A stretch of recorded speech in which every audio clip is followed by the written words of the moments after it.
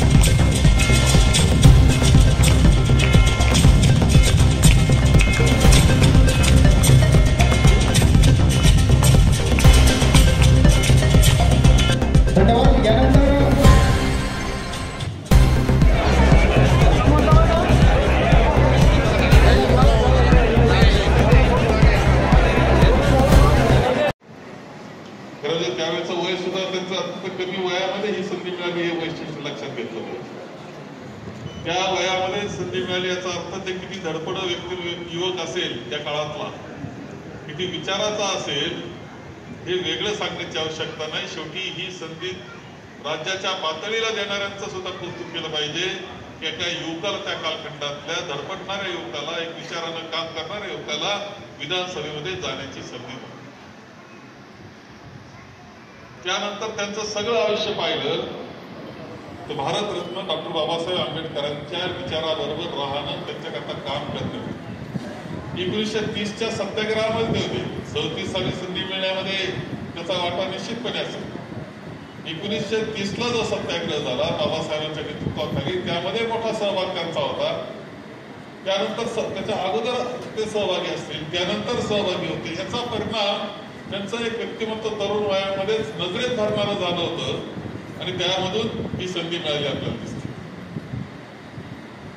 ते 14 तळ्याच्या सत्याग्रहामध्ये दिसतात, काळाराम मंदिराच्या सत्याग्रहामध्ये दिसतात, बाबासाहेबांच्या सतत सहवासामध्ये दिसतात. जे आंदोलन असतील त्यामध्ये जे काही प्रमुख त्यांना बाबासाहेबांना साथ देणारे असायचे, मदत करणारे असायचे, धावपळ करणारे असायचे, त्यामध्ये कायम दादासाहेब रोम यांचं नाव हे घेतलं जातं. आणि म्हणूनच एक वेळ अशी आहे की त्या इतकं बाबासाहेबांच्या जवळ बाबासाहेबांना जे कार्य केलं, जे आज संपूर्ण जगाला मार्गदर्शक आहे. पण दलिताकरता जिथं चळवळ होती तिथं भारतरत्न डॉक्टर बाबासाहेब आंबेडकरांचं नाव घेतलं जातं.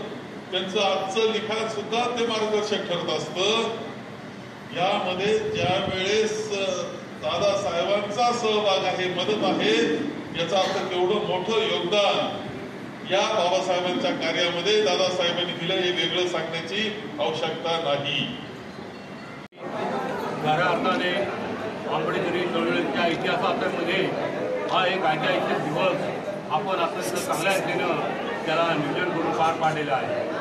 दादासाहेब रोम बाबासाहेबांच्या बरोबर प्रत्येक कार्यामध्ये, प्रत्येक संघर्षामध्ये, प्रत्येक लढ्यामध्ये, प्रत्येक सत्याग्रहामध्ये अत्यंत हिराईने काम केलेलं आहे.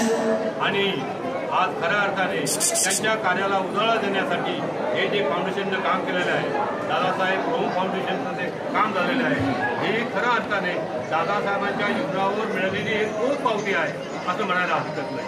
त्यांचं जे काम होतं बाबासाहेबांबरोबरचं, त्या कामाला म्हणजे मध्यंतरी खरोखर एक भोग बसला होता. काय चाललंय, पुढे चाललंय, नवीन पिढीला दादासाहेब रोम हे म्हणजे माहीतच नव्हतं. आणि ह्या कार्यक्रमाने फाउंडेशनने हे जे काम केलं, ह्या कार्यक्रमाने दादासाहेबांच्या कार्याला उजाळा मिळाला.